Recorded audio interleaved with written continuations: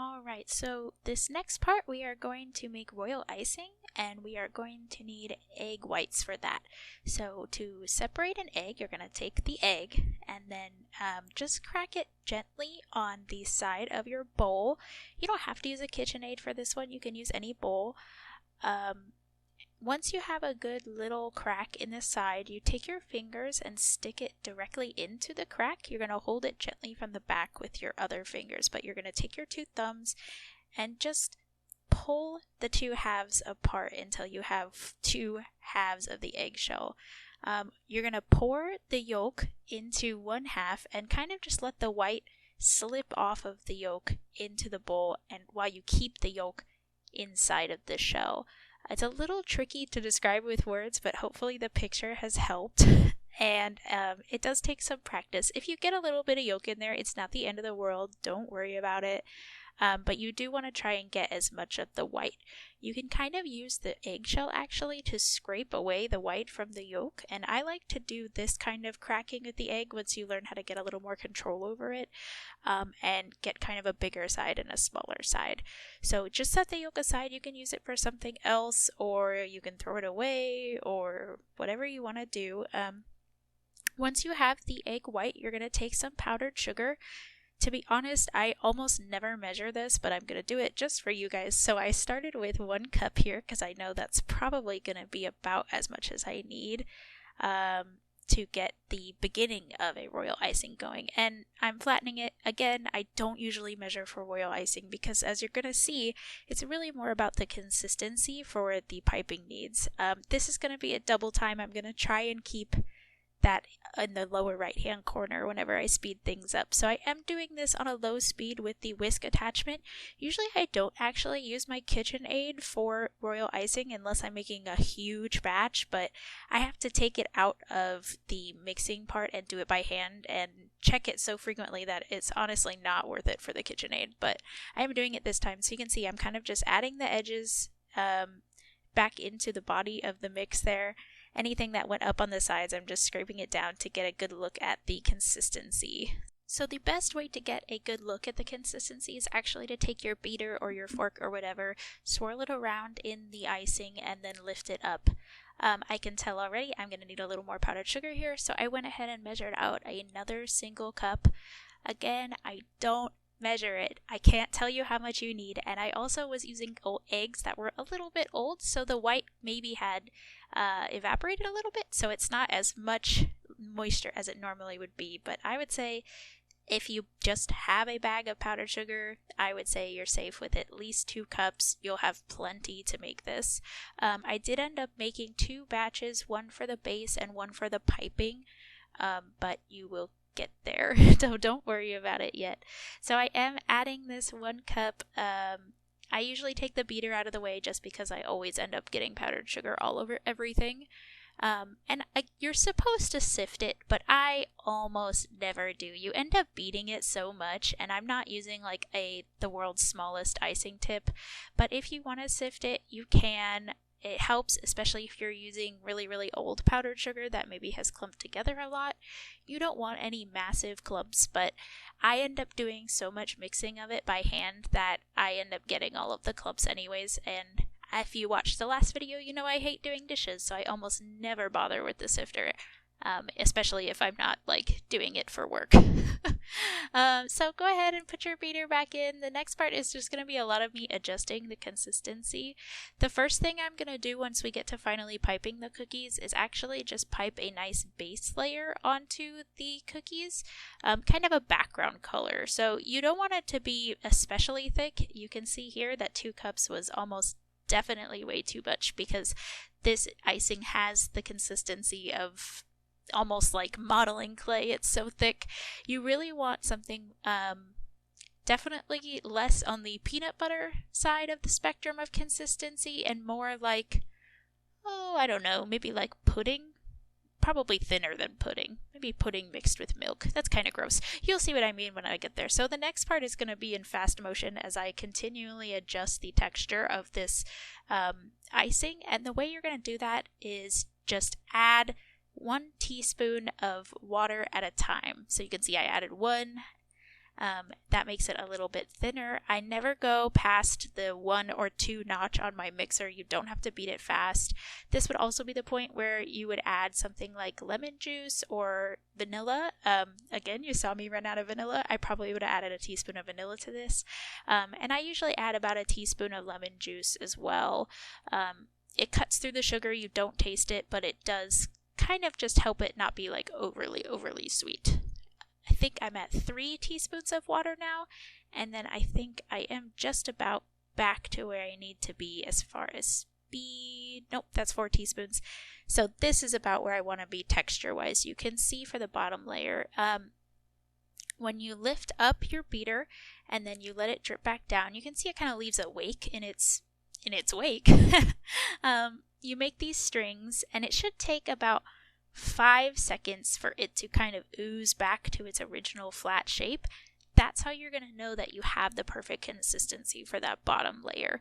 You can go a little bit thinner, you can go a little bit thicker. If it's a little bit thicker, you'll have a harder time piping it. If it's a little bit thinner, you'll also have a harder time piping it, but for a different reason. It will pool a lot more quickly if it's thinner. You might not get a thick enough layer on the base coat. You won't have as much control over the outline. But if it's thick, it might not pool together fast enough, and then you'll be able to see every single line you piped for the background.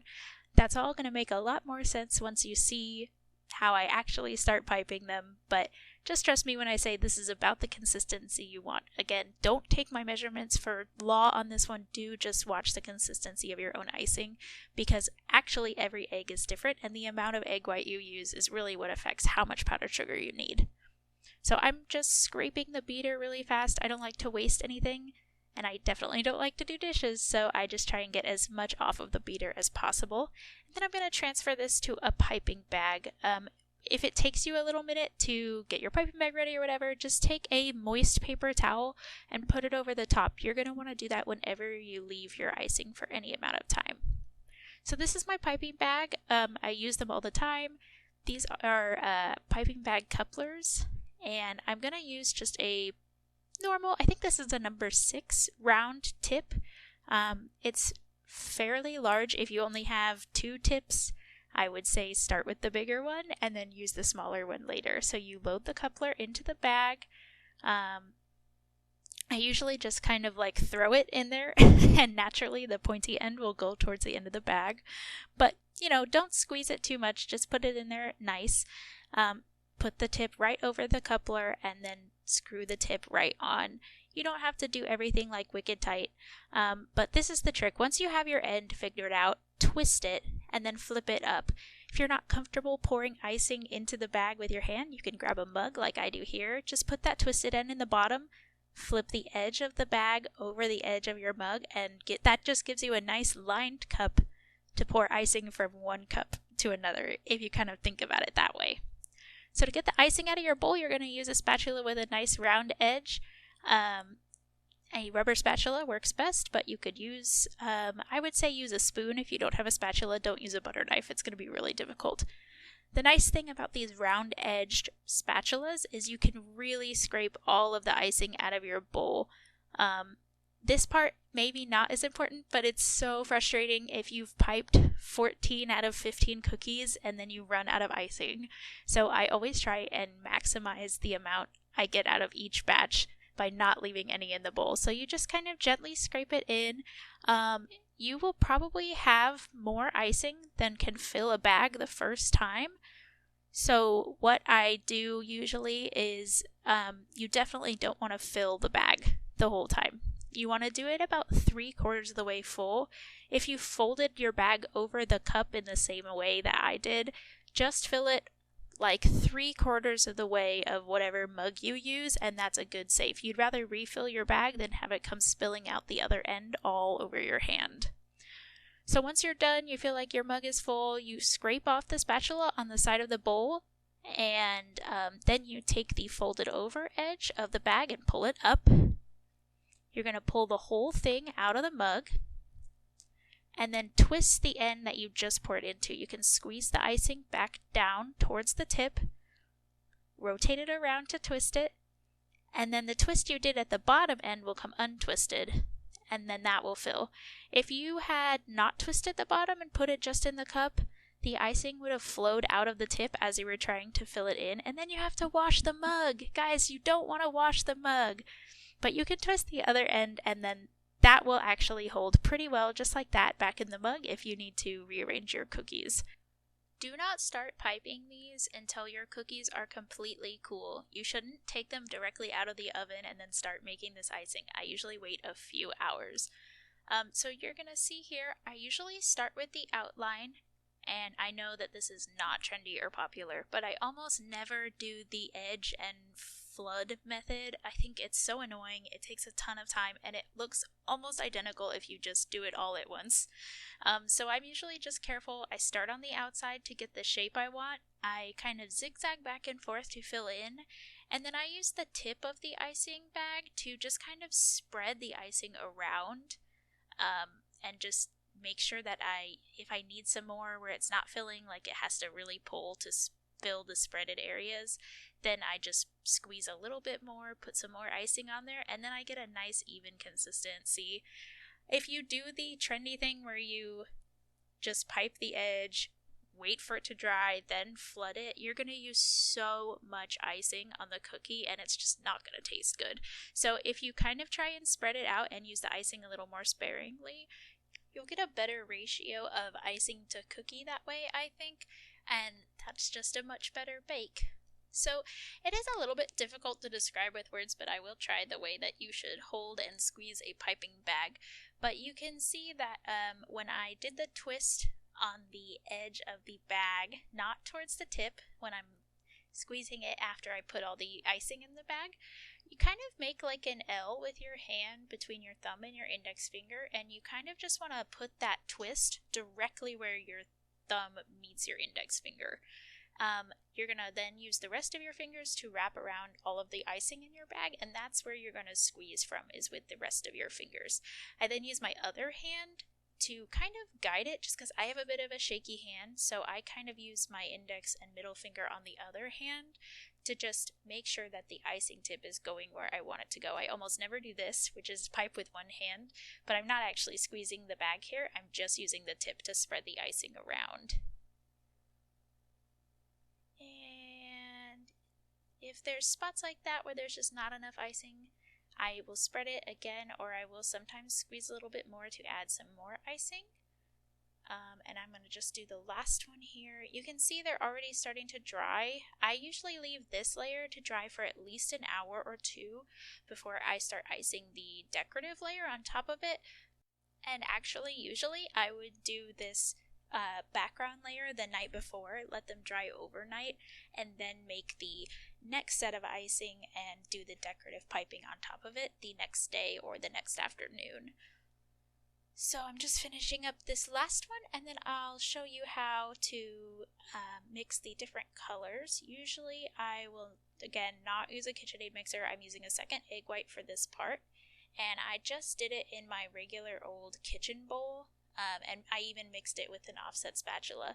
Offset spatula, not the best choice for this. Probably would have been better off using a spoon, but I accidentally blocked my silverware drawer with my tripod, so I just made do for cinematic consistency.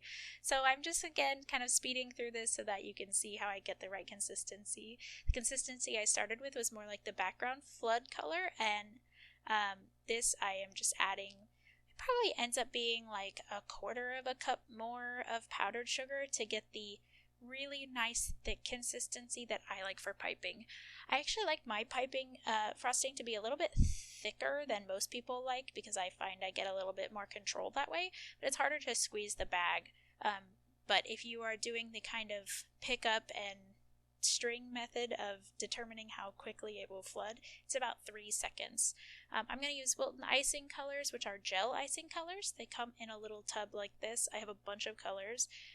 If you're using liquid food color, just keep that in mind before you really achieve the texture you want, because those are a little more watery and you will have to add more powdered sugar to get the consistency you want. So I'm just splitting these into 3 different bowls.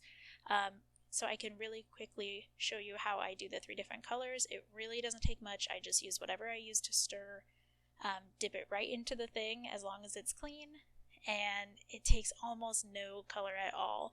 I am going for pastels because it's springtime, but it really doesn't take much color. So again, I'm fast forwarding through these like a lot because it's just a lot of stirring. And it's the same process over and over again. So I took a little blue, I mixed it, I finally found a spoon, the dishwasher was finished. And then once you're done mixing colors, make sure that as you mix your other colors, you do cover your bowl with a wet paper towel so that the icing doesn't dry out. Here I'm doing this nice buttercup yellow color.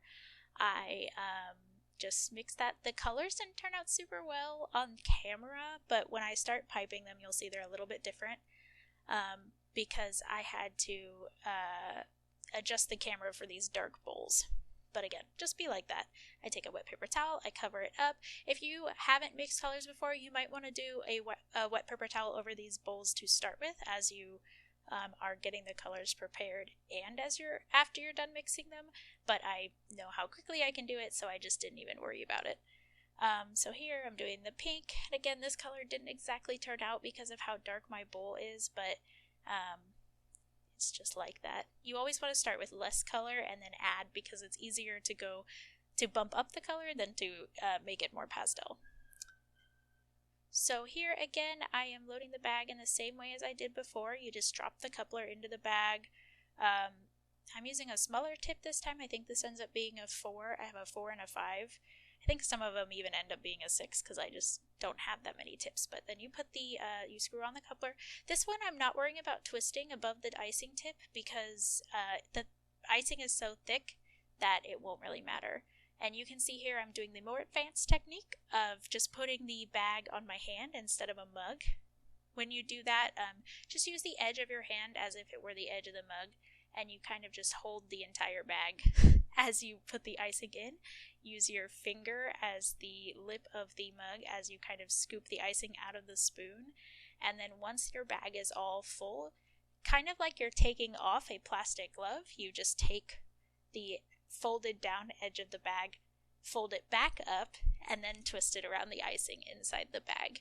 Again, you don't really have to worry about the icing coming out of the tip. If your icing is the correct consistency, it's not going to have a lot of flow to it at all. So you just kind of squeeze it out towards the tip and then give yourself that good twist there, and you can see where my hand was. That's where you want to hold the bag when you pipe it. So I'm going to do the same thing for yellow and pink here, just so that we don't have to watch me do the exact same thing 3 times, but the first one was in real speed if you wanted to watch me do it. When the royal icing is in the bag also, you do want to keep the tip covered if you're not using the icing tip. This one, I'm going to be sharing icing tips, so I just cover it with the edge of the bag. If you have a icing tip in there, the icing pretty much won't dry out, as long as you've given the end of the bag a good twist and you have the round tip on the cover. So these eggs all look nice when I have them all together on the cooling rack, but you can't work like that. I always just work one cookie at a time. And I'm going to just demonstrate a couple different designs. So this is the basic foundation for all piping. You want to touch the tip down wherever you want to start your line, and then lift the tip as you're squeezing, and then touch the tip at the end of the line. When you raise your tip again, you're going to stop squeezing. That's really difficult to describe with words, but that's the basic concept is you touch, squeeze while you're lifting, touch and let go. And that can be straight lines, it can be zigzags just like this. You're going to actually, it sounds very weird, but if you keep your tip close to the surface of the cookie, you're not going to get as much control over where the line falls as you will if you just touch it at the end of each line and then lift and squeeze. So here I'm going to actually do some dots, and it's the same thing. You just squeeze and then let go and then lift. If you let go a little bit late, kind of like I do, you will get some nice peaks on your dots. It's been a minute since I piped, but this is also really thick, and royal icing has a tendency to stick to itself. So there always will be some peak, especially if you're using very thick royal icing like I am here, but touch, squeeze, stop squeezing, then lift. That's the method here. So I'm doing some nice little kind of petally things here at the bottom. At the top here, I'm just going to do one big circle, and then I'm going to take the yellow and do the petal. So you can see I do the second hand thing here to make sure that my tip is going where I want it to go. You can make this kind of carroty shape. You squeeze and pull while you're letting go, but I'm just going to do 4 of these next to each other to make a nice little flower, and I just don't go all the way to the pink edge there. I did the 2 cameras here. I hope that will help you kind of see the different things my hands are doing and the different angles I'm holding the piping bags. Here I'm going to do another design, this one with a curve. I think you'll get a better idea of what I mean by lifting. So I've only touched the piping bag to the front face of the cookie at the beginning of this curve. I'm squeezing and guiding the icing to fall in this pattern. Rather than keeping my tip close to the surface of the cookie, I'm going to get smoother curves if I keep it a little bit raised. Here I'm going to kind of do the same thing with some petals again, just some like as ovally kind of things ending towards the bottom, but you can see the piping tip doesn't actually spend a lot of time near the surface of the cookie at all. I'm lifting it up into the air, and you can use your tip to kind of adjust some lines. Just gonna add some more circles. You can see here I'm using a much bigger tip, and the icing is really thick, so it's going to peak for sure. Here I'm going to just do big circle again. I really like these kind of dot and liney patterns. This is never how I could get real eggs to look in real life, so I like to pipe them because they're a lot fancier than they will be if I ever decorate them. You know, you dip dye them or whatever. I like these kind of, what is it? A Fabergé egg kind of look whenever I'm piping. I can get a lot fancier with my piping than with my egg decorating.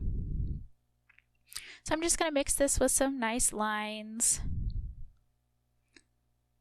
The egg is what helps the icing stick to itself, kind of give it that viscosity. But the egg white is also, it has a meringue effect, so that's why the royal icing will dry out, and it makes such a great medium for decorating cookies in this way. Much better than, say, like a buttercream icing would, or like a whipped cream. That doesn't hold its own shape or kind of joined to itself, so it's not used for decorating. So on this one, I'm just going to do a fun zigzag, and you can see my icing is a little bit thick, so the stream of icing broke as I pulled too fast for how hard I was squeezing. The good news is, while it's still really wet, you can just kind of go back over it and it will kind of just flow back into itself, so you won't be able to see that the string broke, so to speak. I just switched colors and did some more zigzag, and then I'm going to take the last color and do another zigzag. This kind of cookie has a lot of icing on it, so if you're a fan of eating icing, this would be a good design to do, but this is, I would say, one of the easier ones. So if you aren't comfortable doing the other fancier ones, maybe start with this one. On this one, I'm going to go in the complete opposite direction and take it a little more difficult. I'm going to do a nice beaded border on this one. So the way you do that is you just kind of make the circle, make the dot like we were before, but you're going to instead hold your piping bag at about a 30-degree angle up from the surface of your countertop. Now, instead of the peak going straight up, it will actually pull in the direction of the border you're trying to make, and then when you make the next dot, it will just cover the peak of the previous dot. So it just makes these nice little pearls all around the edge of these circles. It's always a great idea to do a border if you don't feel great, maybe, about how well your background layer came out. Maybe the edges are a little bit wonky. It's not quite an oval or an egg shape. Sometimes a border can cover up some of those imperfections and just make it look a lot neater than it did before. When you get to the last one, you just kind of tuck it under the first pearl you did. And now I'm just going to put a big flower on this. I'm going to make those carrot shapes again. So I squeeze and pull as I let go. And make a bunch of petals. I always just try and turn the cookie. You want to always work pulling towards you with the piping bag as much as possible. You don't want to kind of contort your body around the table. It's a little bit different because I'm filming, so sometimes I will be a little bit weird with my piping bag, but for the most part you want to keep your hands in the most comfortable, directly in front of you position as you can while you're working. Especially if you're going to be doing a lot of cookies, this actually ends up being kind of a strenuous activity. So you want to be ergonomic about it. So I'm just taking this pink, I did the center of my flower, and here I'm going to do some nice, just curly loops the way I did that other curly design. I only touch the piping bag to the surface of the cookie at the beginning and the end of the line, wherever I want it to start and finish. And then the curl, I just watch it as it comes out of the tip and try and manipulate it with my wrist, but I don't actually get close to the surface of the cookie at all. Once you master that kind of technique, there's not a lot of piping you're not going to be able to do, but it does take a lot of practice, and you just kind of have to get a feel for it, unfortunately. But the good news is, even if a cookie is ugly, it will still taste great. So on this one, I'm going to do that curly loop background I did on the one before, but I'm going to do it all around the border of this cookie, just tracing it in the oval. This one might highlight how not of an egg shape you did on the background, so maybe do this one only on your better cookies. I always save the ones I did best for last because my hand will kind of get into the groove. I always improve as I go through the cookies. I always do like the burnt ones first. And here I just did my initials with the icing, and then I'm just going to do some nice dots on the inside. Again, just being decorative and fancy because I can. So I really hope that you enjoyed making these, and if you made them, I would love, love, love to see pictures, especially if you made it through both of these videos. Even if you don't make eggs, if you make Christmas stockings or whatever, I would love to see pictures of the cookies you made. You can see here how mine came out, and I would love to see what you make. I will see you next time for the next video.